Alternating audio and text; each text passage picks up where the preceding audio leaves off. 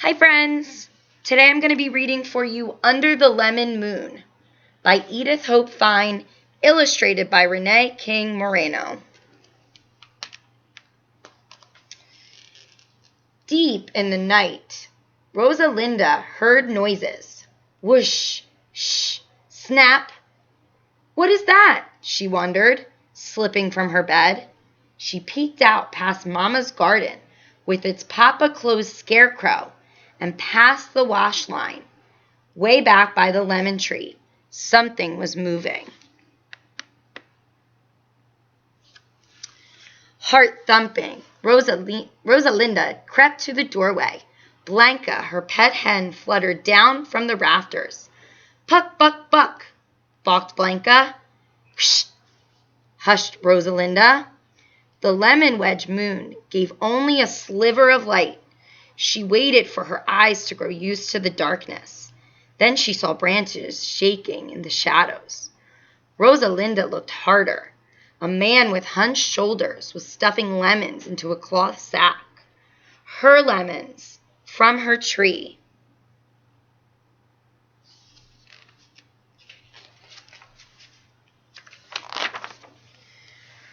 With Blanca under her arm, Rosalinda slipped out and hid behind the scarecrow.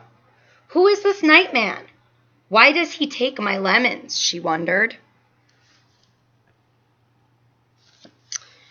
Squawk! Blanca flew to the scarecrow's head. Rosalinda wobbled its stick-stiff arms. Aye! Cried the nightman. He grabbed the sack and fled.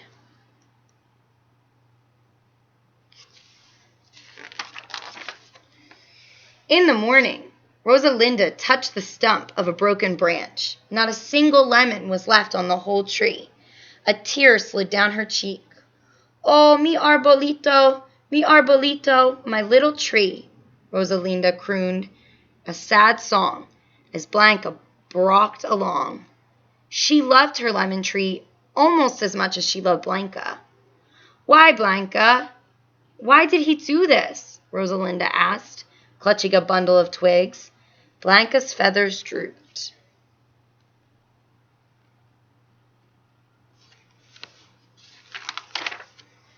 By the end of the week, many leaves of the lemon tree were yellow. Some had fallen. Rosalinda's worries got bigger. First the nightman, now her tree was sick. After breakfast, Rosalinda listened to the thrum-thrum of Mama's loom. I must do something, Rosalinda told her parents. Perhaps someone we know can help, Mama suggested, soothing Rosalinda's hair. A neighbor or friend, or your abuela, added Papa with a big hug. He turned back to his workbench. Rosalinda set out.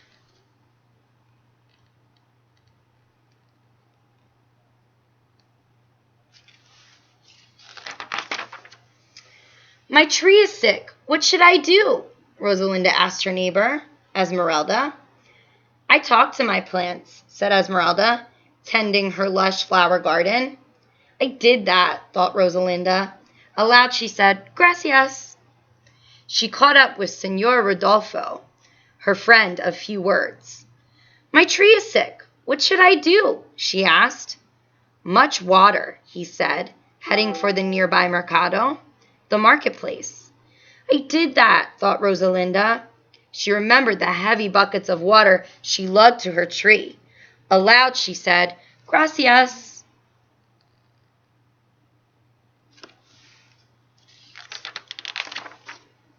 When Rosalinda arrived at her grandmother's house, Abuela was sitting on the porch in the morning sun. Rosalinda settled in close to watch her grandmother's knitting needles flash. What should I do for my tree, Abuela? It will take time for your tree to heal, mija, she said. I will light a candle for you. I haven't done that, thought Rosalinda. Aloud she said, Gracias, abuelita. Abuela eased the worries of Rosalinda's forehead with her warm palm. The candle will help, Rosalinda, Abuela said quietly. Perhaps it will summon La Anciana, the old one. She helps things grow. Everyone had heard rumors of La Anciana, of her powers for bringing rain and making crops grow strong and tall. "Tell me again, Abuela," said Rosalinda. "For many years of full moons," Abuela began, "it has been said that there lives an old wise woman with gentle eyes. She walks the countryside helping things grow." "Where can I find her?" asked Rosalinda. "No one knows, but they say La Anciana will come when she is needed." Rosalinda thought hard. "I need you." "Please come, Anciana." All day and night Rosalinda waited, but La Anciana did not come.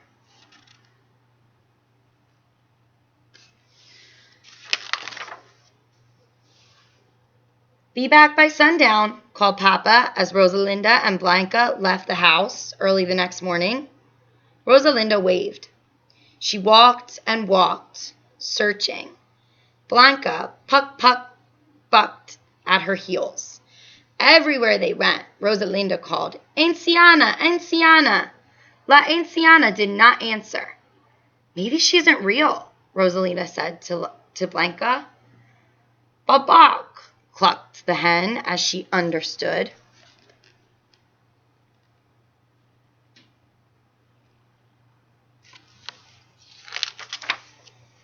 As the sun slipped down the sky, Rosalinda told Blanca, "We must go home." They circled back through the mercado with its colorful stalls and busy shoppers. Then Rosalinda stopped. "Limons," said a sign on the last stall, behind a man and a woman rocking a baby. Their two small children played nearby with petals. Rosalinda knew this man with hunched shoulders who was selling lemons. He was the night man, and the lemons were hers. Rosalinda shivered. She and Blanca ducked behind a stall lined with bright marionettes. "It's the night man, with lemons from my tree."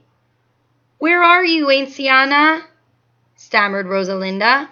She stroked her quivering hen's soft feathers.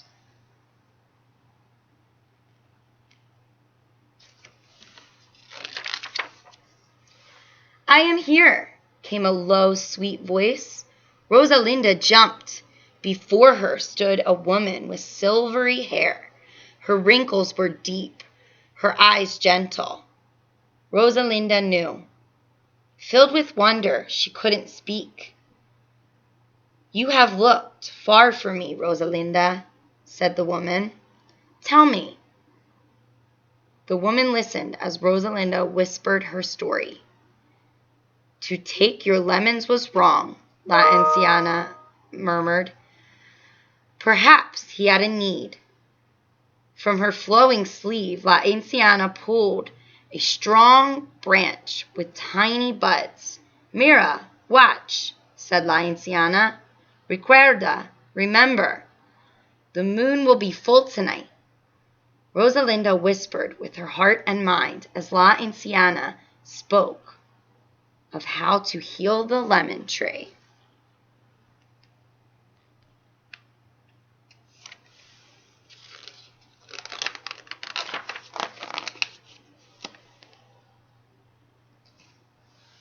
That night, Rosalinda crept outside under the lemon moon.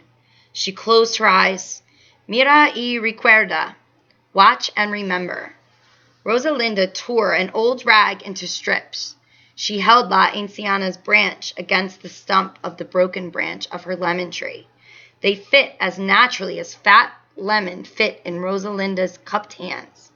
Round and round she pulled the ribbons of cloth, binding the two branches until they held as one. Moonbeams poured over the sickly tree, making yellow leaves look silver.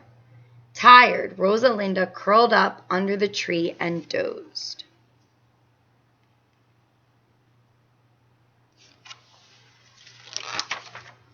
She woke with a start when Blanca balked. Rosalinda rubbed her eyes, astonished. Her tree glowed golden in the night, dripping with lemons as big and round as baby moons. Arms wide, Rosalinda danced around the shimmering lemon tree. Blanca followed with wings aflutter.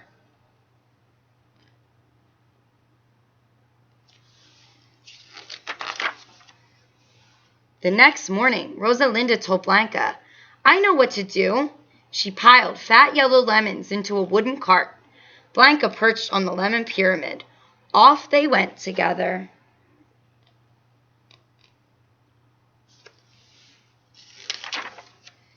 Friends and neighbors greeted her on the way.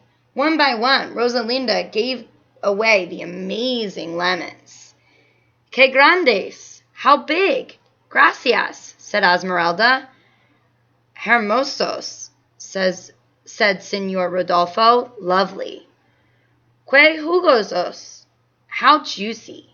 "Gracias," said Abuela.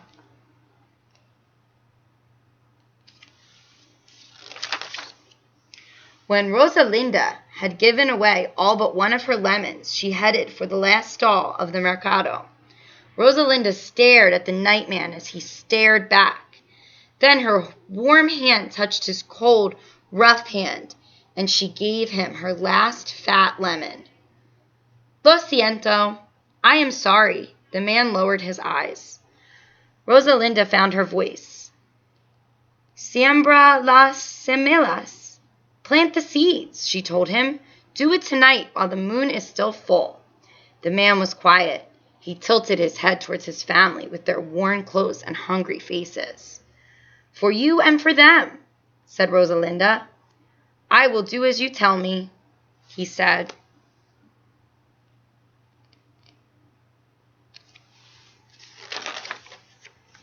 Rosalinda smiled. With a puck, buck, buck, Blanca flip-flapped into the little cart for the ride back home. She settled in, content. Rosalinda felt content too. Except for one fat hen, Rosalinda's cart was empty, but her heart was full as the lemon moon.